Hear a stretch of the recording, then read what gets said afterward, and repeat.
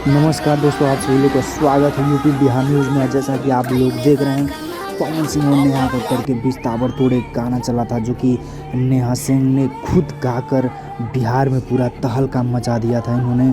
जो कि वहाँ पे अब खुद इन्होंने डांस भी किया था और कहा भी था कि पवन मेरी जान है और वो सुपर डुपर हीरो हैं, बिहार के लाल हैं। उनका एकदम मिलियन में व्यूज ज़्यादा है और टॉप ट्रेंडिंग में रहते हैं हमेशा।